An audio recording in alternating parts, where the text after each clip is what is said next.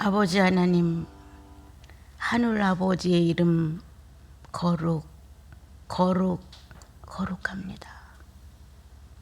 이러한 마음으로 예배를 드릴 수 있도록 나사렛 예수 그리스도의 죽으심과 부활을 안겨주셔서 지금까지 변질되지 아니하고 주님을 찬송하게 하시니 실로 고맙습니다. 비천하고 연약하여 죄인 중에서도 죄인이라고 말할 수밖에 없는 저희들을 여전히 품으시고 사랑하시면서 하나님의 자녀답게 살아달라고 권고해 주시니 성령이 우리 안에 내재하심이 틀림없습니다. 주님, 알뜰한 마음으로 사랑한다고 하게 하옵소서. 저마다의 간절한 소원이 이 땅에서 육체를 갖고 살며 그리스도를 인정한다고 말하게 하옵소서. 예수 믿는 것이 허황된 것이 아니고 가짜가 아니라는 사실을 성도들은 자기들의 처소에서 증명하며 경배하게 하소서. 예수님의 이름으로 기도합니다.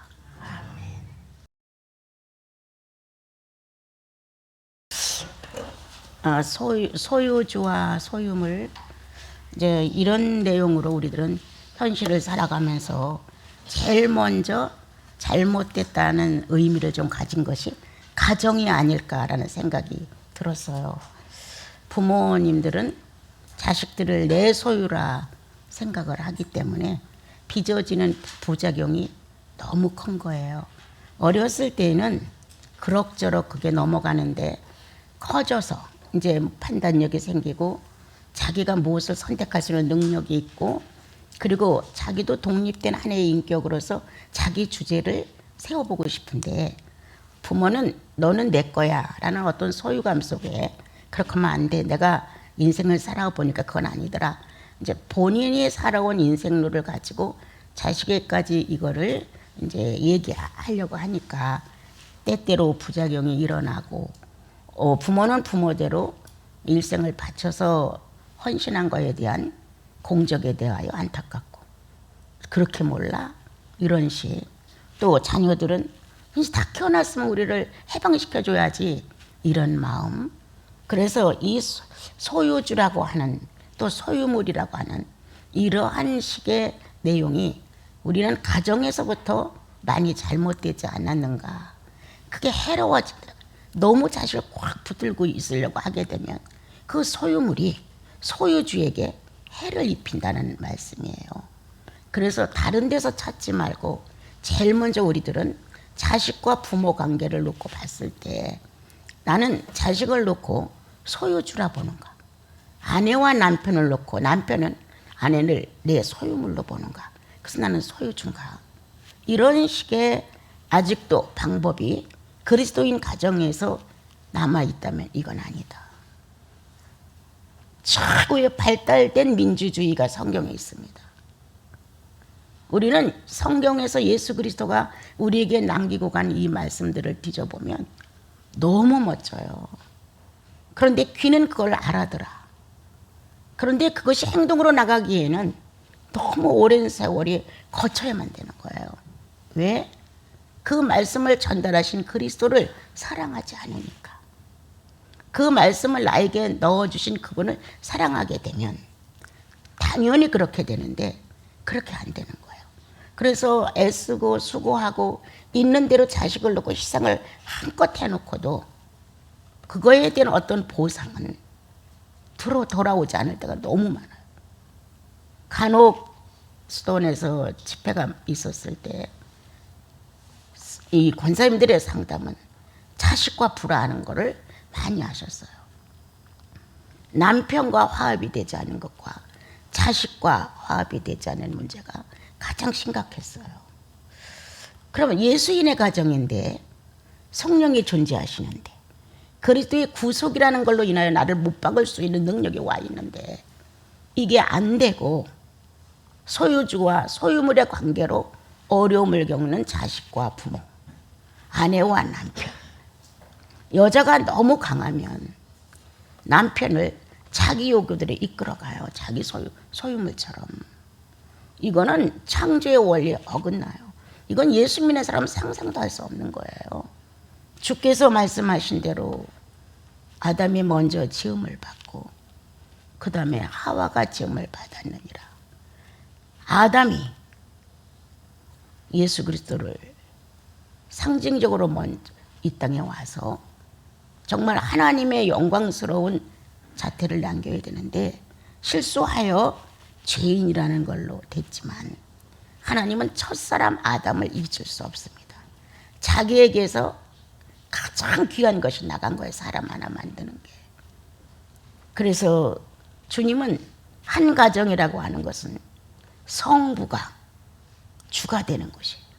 성부신 하나님이 주가 되셨고 하나님 보실 때는 딸이야 며느리야 이런 개념이 아니에요.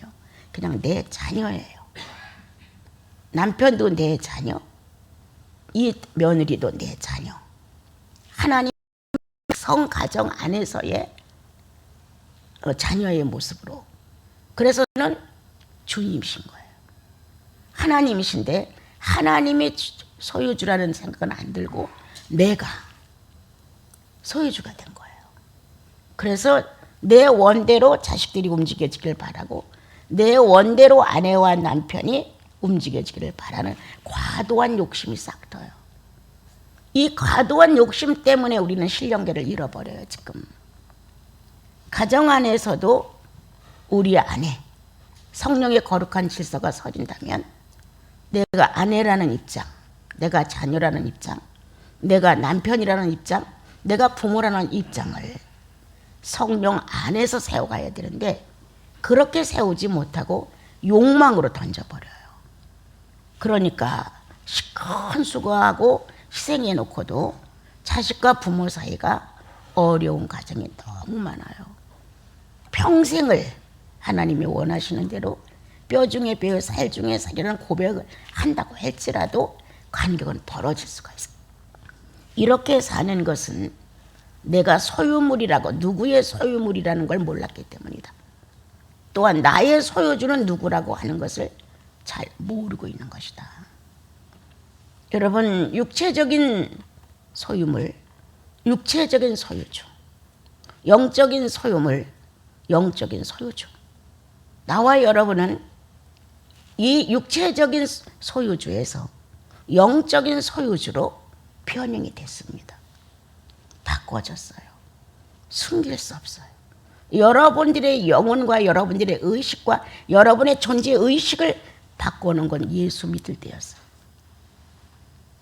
그래서 나와 여러분 안에는 이렇게 내가 누구의 소유물인가 라는 정확한 답이 있어요. 여러분 왜 예수를 찾아 나가 자기의 단정한 영혼을 가지고 주님을 안 만나느냐.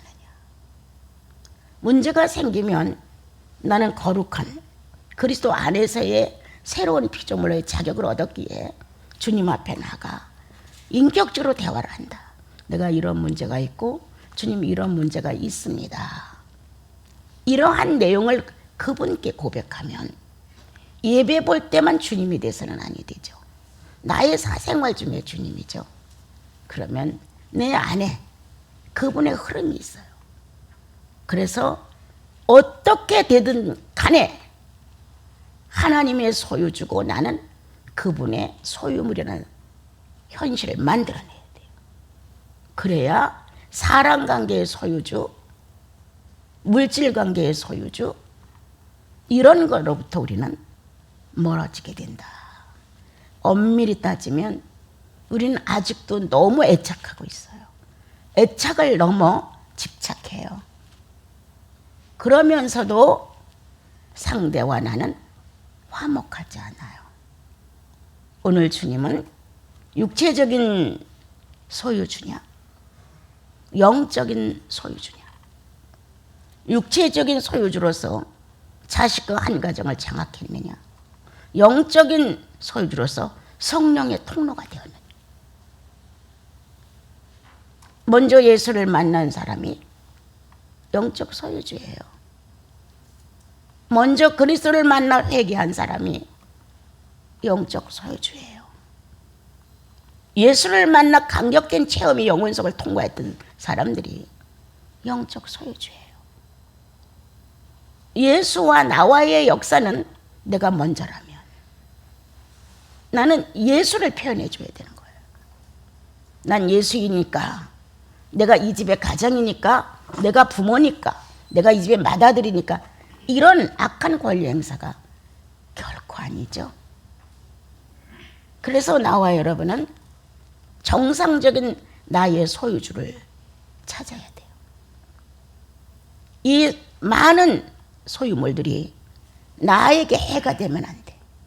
자식도 너무 붙들고 있으면 나에게 해가 돼.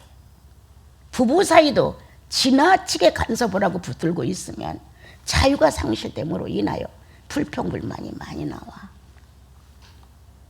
이래서 주님은 소유주와 소유물의 관계를 어떻게 잘 놓을 수 있도록 우리에게 배려하시고 알려주시는 거예요. 자, 하나님이 소유주로서 성부시대를 관리하셨어요. 예수 그리스도가 소유주로서 40년 가까이 지상에 오셔서 행동을 하셨어요. 이럴 때 성부 하나님이 팍 튀어나와서 야, 나 너 못마땅하다. 내가 아마 이렇게 하시지 않았어요. 모든 주권을 인간 성자 예수 그리스도께 위임을 하셨어요. 완벽한 하나님 성부는 인간의 육체를 가지고 나간 그리스도의 40년 가까운 생활에 얼마나 애가 타셨겠어요. 그런데도 결코 내가 소유주야, 내가 아버지야. 아들 예수 그리스도는 정확하게 고백한다. 내 아버지 하나님. 그 이름이 거룩히 여김을 받으시옵소서. 누구를 통하여? 자신을 통하여. 아들 예수 그리스도의 자격으로 오신 독생자, 그 성자를 통하여 거룩히 여김을 받으시옵소서. 이렇게 우리들에게 엄청난 교육을 해주셨습니다. 내가 여러분에게 늘 말하죠. 예수 믿으면 귀족이야. 그렇게 쌍놈처럼 살 수가 없어. 죄로부터 탈출되어 나와 여러분들은 어찌하든 의의 사람으로 살아가려고 몸부림을 치게 되고 주님께 구하게 되고 하나님이라는 실제의 존재를 얼마만큼 내가 접근해 갈 수 있는가, 우리는 구도자의 심정으로 찾게 되고 그렇게 되는 것이거든요. 그래서 나와 여러분이 오늘 찾아야 되는 것은 나는 누구의 소유물이냐. 나는 내 가정에서 내가 제일 먼저 예수 믿었다면 나는 영적 소유주다. 이 가정 식구들에게 예수라는 이름으로 용서해주고 관용해주고 덮어주고 싸매주고 희생해줄 수 있는 소유주라는 거예요. 권리를 잡아흔들고 의무는 행하지 않고 주장만 하고 이런 소유주가 아니라 예수를 줄 수 있는 소유주라는 거예요.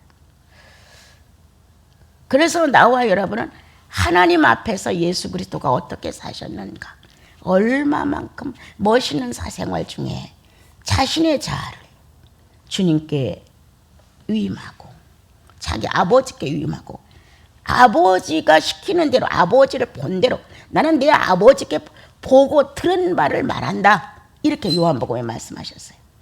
난 그 말씀이 엄청 나에게 교훈이 됐어요. 그래, 예수 그리스도는 나는 내가 다 알아. 내가 다 알아서 할게. 이렇게 하신 것이 아니라 내 아버지에게서 배우고 듣고 한 것을 나는 말한다. 나는 내 자유로 말하지 않는다. 내 뜻대로 내 생각대로 내가 계획한 대로 이렇게 하지 않는다. 나라는 인격 존재 안에는 성부가 뚜렷하다. 여러분 의미 있잖아요. 나와 여러분 영혼 안에는 예수 그리스도가 뚜렷하다. 그러므로 소유물처럼 당신을 내놓으신 예수 그리스도, 하나님의 소유주이신 성부는 그 시대를 성부께 내놓았기 때문에 간섭하지 아니하셨다. 이 소유주의 그 멋짐, 이 소유주가 소유주를 옮겼단 말이에요. 나사렛 예수께 넘겼어요. 그리고 그는 아버지이신 성부는 아들의 고난을 인정했다. 이러한 사회를 주님은 우리들에게 공급을 하신 거예요. 성경 왜 봐요? 그죠? 그냥 시간대 말려고 예수이니까 의무적으로 좀 보려고 숱한 비밀이 있어요. 내 영혼 바르게 될 수 있는 숱한 비밀이. 그래서 오늘 나와 여러분은 하나님의 거룩한 현존의 소유자들이다. 하나님의 거룩한 성부와 성자와 성령의 현존을 아는 소유자들이다. 소유주의며.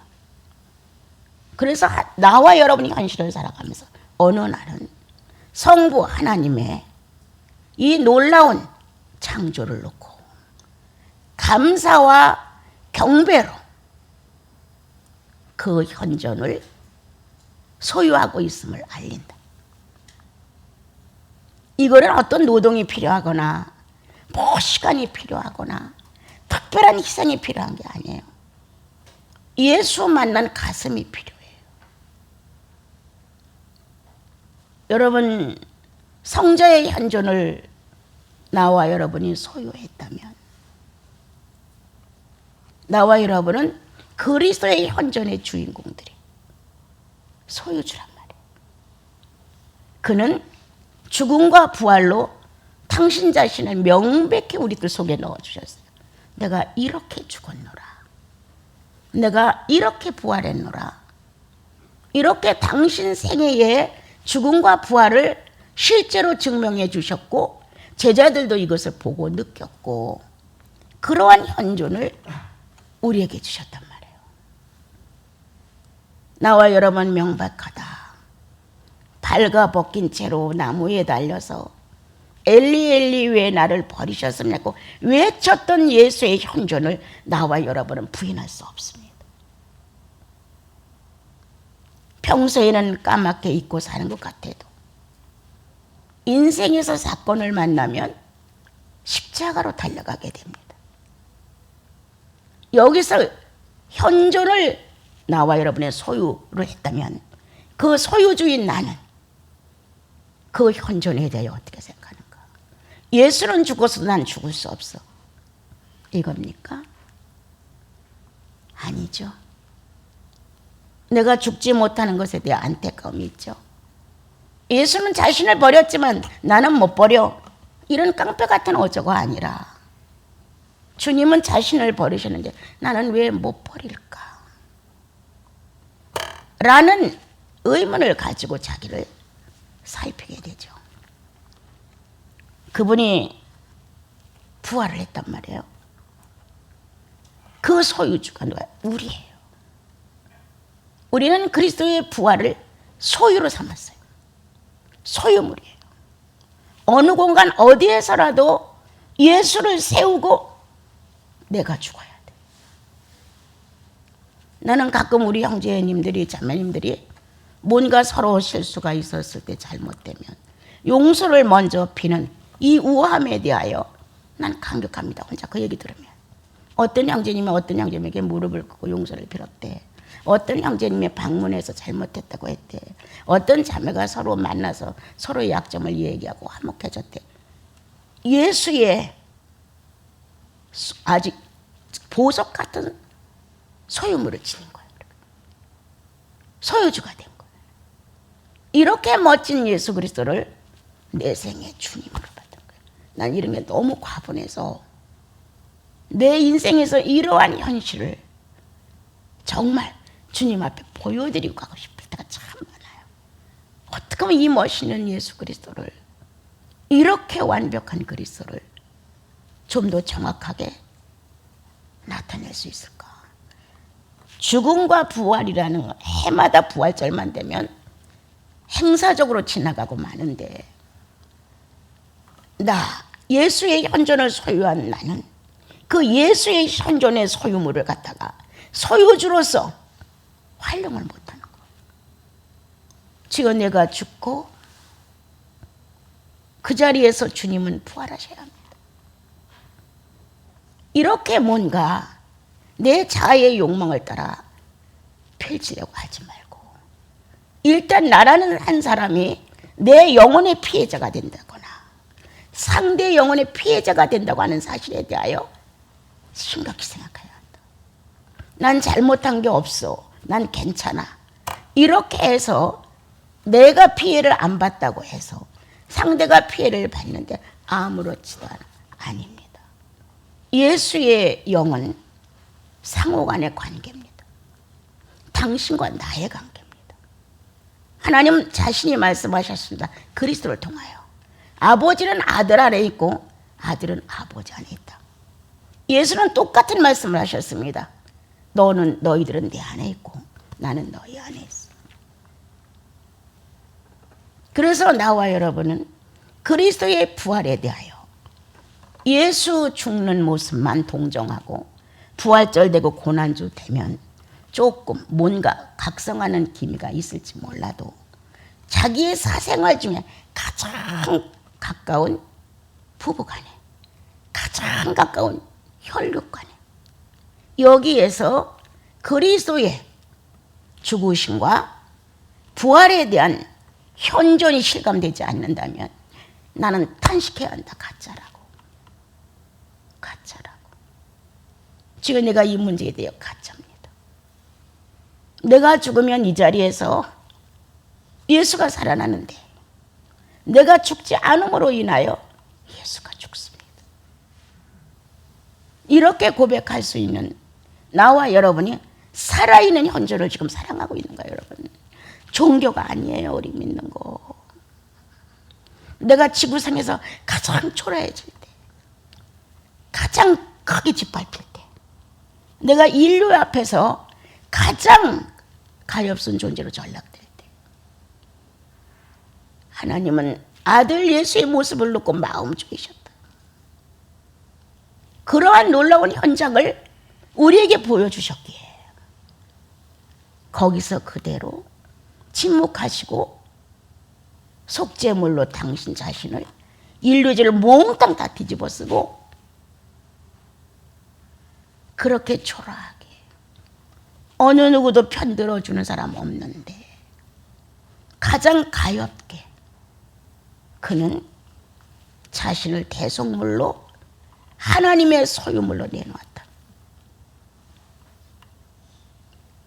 소유주이신 성부 하나님은 아들 예수를 3일 만에 부활로 일으키셨다.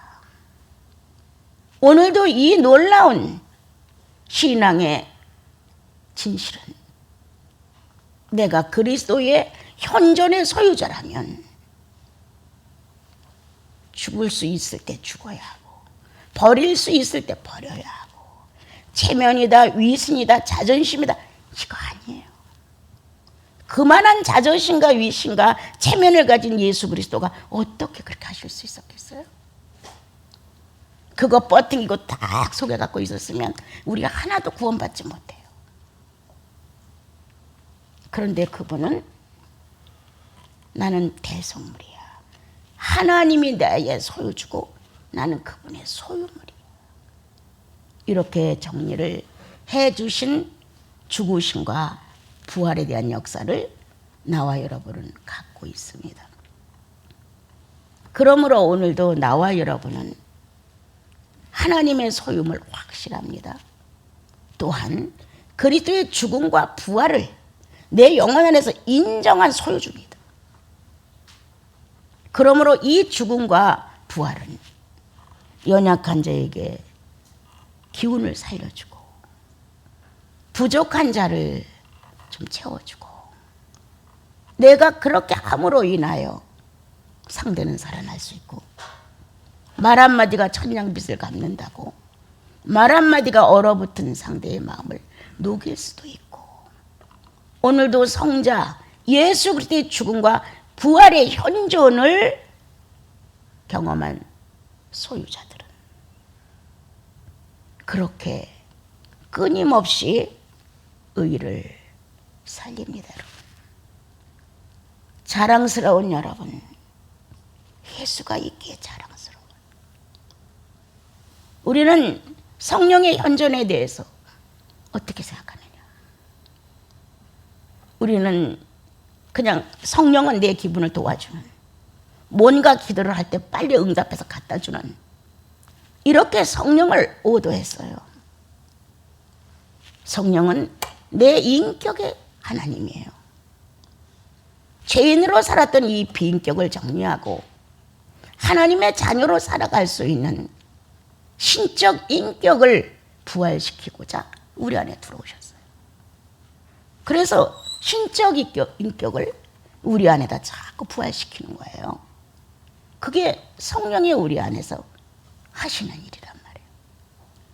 자, 무엇으로 내 육체와 영혼이 순간 하나가 되어서 하나님 앞에 주여 감사합니다 라는 외침을 할 수 있을까? 또한 어느 날 내 육체와 영혼이 하나로 일치되어서 주님 사랑합니다 라고 외칠 수 있는 것일까? 성령이 하시는 일이다. 육체와 영혼의 분리를 가지면 우리는 하나님 앞에 쓸 수 없다. 육체를 가진 현실이기 때문에. 천국이라면 영만 갖고 해결할 수 있다. 그런데 지금 나와 여러분이 사는 현실은 육과 영을 같이 가야 되는 거예요. 여기에 역사를 이루는 성령의 현존이 여러분과 나는 경험했다. 그리스도를 구주로 모시고 그 다음부터 바꾸어지는 데 의식기관, 그 다음부터 찬양이 좋아지고 예배가 좋아지고 교회 가고 싶고 부족한 것 회개하게 되고 뭔가 달라진단 말이에요. 하나님이라면 그냥 좋고 이런 식으로 나와 여러분의 죄인의 의식으로 꽉 찼던 의식의 변화를 크게 일으켰어요. 어마어마한 진동이었죠, 여러분. 죄인 하나가 의인으로 돌아와서 정상적인 의인의 의식을 갖는다는 거 어마어마한 진동이에요. 이건 지구의 어마어마한 변형이에요. 이와 같은 일을 우리 안에서 했어요. 자, 성부와 성자와 내 영과 육이 연합될 수 있는 가장 유일한 조건은 성령의 일치다. 이 안에 와 계시니까 그 성령과 더불어 내가 합의를 할 수 있는 어마어마한 소유다. 우리는 부부도 가끔 일치가 안 됩니다. 친구도 안 됩니다. 생각과 주관성이 다 틀리기 때문에 어긋날 수가 허다합니다. 여기에 누군가는 어긋난 그 자리에 서로 다시 잇대어질 수 있는 이런 문제를 해결해야 됩니다. 자, 우리는 성령이 오셔서 육체와 영이 분리될 수 있는 죄를 졌을 때 회개케 하십니다. 아멘 아닙니까, 여러분? 성령이 하시는 일. 형제와 형제가, 자매와 자매가 서로 어색할 때 먼저 나를 숙일 수 있도록 감동하시는 것은 성령의 연합입니다. 성부로 어긋나고 성자로 어긋난 내 자신을 갖고 있었을 때도 여전히 나와 여러분들 속에서 성부로 찾아가 주님 내가 잘못했습니다. 성자 예수를 찾아가 주님 한 번만 더 나를 봐주세요. 할 수 있는 무언가 자기를 고백할 수 있는 회심의 역사는 성령이 하십니다. 이런 역사를 이루어 주시면서 나와 여러분은 성부와 합의를 할 수 있게 하신다. 유일한 존재의 성령님 한 분입니다. 예수 그리스도와 합의를 하게 하신다. 형제와 형제가 합의를 하게 하신다. 꺼리낌이 있고 뭔가 잘 안 통하는 흑암이 가리움을 갈 때에도 성령은 우리 안에서 연합성을 재촉하신다. 그러므로 부족한 나와 여러분은 성령의 이 완벽한 성도 속에서의 사생활을 우리가 세 분의 하나님과 일치할 수 있는 합일의 문제를 해결해 주신다. 얼마나 감사하냐. 자격 없는 나를 정말 엉터리인 나를, 어떻게 보면 거칠애인 나를 주님은 수모를 겪으면서까지도 나와 여러분을 성령의 소유주로 인정을 하셨습니다. 나는 누굽니까? 내 가족과 내 이웃과 내 형제자매들에게 그 성령을 베풀 수 있는, 성령의 모습을 나타내 줄 수 있는 소유물입니다. 내가 용서할 수 없는데 성령은 용서하게 합니다. 이렇게 엄청난 나와 여러분, 내가 먼저 손을 내미는 것은 더 이상 내 안에 죄악이 틈들지 말아야 하며 더 이상 상대에게 성령이 정지돼서는 아니 되기 때문입니다. 성령을 아는 형제자매 여러분, 여러분들의 사생활 속에서 나 예수 없어 이렇게 무지막지한 표현을 가끔 할 수 있는 행동이 나올 때도 있습니다. 여러분. 그러나 그렇지 않습니다. 지나친 내 언어와 지나친 내 행동에 가슴 아파합니다. 아, 큰 실수였어. 큰 잘못이었어.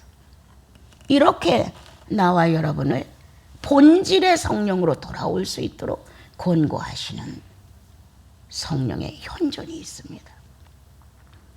이렇게 세 분의 현존을 가지고 나와 여러분이 소유주로서 나 외에 너에게 어떠한 내 모습이냐, 성부, 성자, 성령이 소유주로서 나에게 무엇을 가르쳤느냐, 이렇게 나와 여러분 어마어마한 교육을 성령은 하십니다. 우리 오늘 내가 가지고 있는 이 소유주가 소유물로 인하여 피해를 보는 일을 해서는 안 되겠죠. 지나친 욕심, 명예, 재물, 건강, 이런 것들을 우리는 소유물로 꽉 채우려고 합니다. 그거에 대한 소유주죠. 성경은 이렇게 가르쳐줍니다. 왕은 은금이나 이름난 말들이나 여자를 가까이 하면 아니 되고 여자를 많이 두면 아니 되고. 왕의 소유는 뭘까 그러면? 왕의 소유가 뭐냐 이거예요. 그렇죠? 백성들이에요. 소유주로서 백성들에게 필요한 걸 공급해야 돼요. 그런데 은금과 명마와 여자들을 많이 뒀던 이스라엘 역사는 패하게 된 거예요. 여러분, 오늘 나사렛 예수 그리스도가 전 인류의 비난의 대상이 됐죠. 지금도 하나님이 있으면 왜 그래? 이런 비난, 그죠? 야, 네가 믿는 예수는 그 정도냐? 이런 비난, 엄청난 비난과 그 청년이 어느 날 십자가의 못을 박아 죽어야 된다는 저주의 형상을 알려줬단 말이에요. 조소하고 희롱하고 그러한데 그분은 이 놀라운 현장을 어떻게 충분히 그렇게 이기실 수 있었을까? 소유주가 하나님이셨으니까. 자기는 소유물로서의 일처리를 끝내야 하니까. 그러므로 하나님의 현존을 현실로 갖다 놓았다. 오늘 아주 더듬어 생각하시면서 내가 가지고 있는 재물이 나를 해롭게 하는 게 아닐까? 내가 가지고 있는 아주 넉넉한 시간 충분히 나를 게으름으로 해를 입히는 게 아닐까? 뭔가 내가 소유하고 있는, 내가 가지고 있는 재능이 많은 사람에게 인정이 되고 높임을 사고 칭찬의 대상이 되므로 내 안에 예수 그리스도를 자랑하는 힘은 빠져나가는 거 아닐까? 내가 사생활을 철두철미하게 잘함으로 인하여 나는 뭔가 다른 사람을 정죄하고 있지 않은가? 여러분, 내가 가지고 있는 것들이 나에게 피해가 될 수 있어요. 자식들도 너무 붙들고 있으면 본인에게 피해예요. 아내와 남편 사이에도 너무 지나치게 집착하면 성령을 방해하는 결과를 가져오죠. 오늘 나와 여러분은 소유주이신 하나님께서, 소유주이신 예수께서, 소유주이신 성령께서 소유물인 나를 어떻게 관리하고 보존하시는지, 얼마만큼 대우를 하시는지 여러분과 내가 깨닫는다면 좀 더 소유주로서 나와 여러분이 어떻게 소유물들에게 유익을 줄 것인가, 어떻게 세 분의 하나님을 현존화시킬 수 있는 것인가를 깨닫게 될 거예요. 우리 예수 믿는 거 너무 형식적으로 믿을까 봐 나 참 걱정돼요. 모든 게 평탄하니까 침노를 안 하잖아요. 그냥 종교의식에서 예배 보고 모이고 이렇게 하면 다 끝나는 것 같은 거 아니죠. 현존 속에 있어야 한다. 아주 작은 일에 충성하는 현존은 큰 일도 충성할 수 있는 현존입니다. 내가 죽어야 되는 현존은 현존에서 한번 죽으면 부활은 저절로 나오게 됩니다. 여러분. 그러므로 내가 소유하고 있는 것이 내게 득이 되어야 된다. 그러므로 하나님께 진정한 경배와 예배가 진행될 것입니다. 한 주를 좀 더 가치 있게, 나 이렇게 함부로 살아도 되나? 이러한 뉘우침과 더불어서 나는 이 세 분의 현존의 소유자로서 한쪽에서는 소유물이고 한쪽에서 내 입장이 주관적일 때는 내가 소유주인데, 나는 내 주위에 소유물들을 어떻게 다루고 사랑하고 아끼고 존중하는지를 살펴봅시다.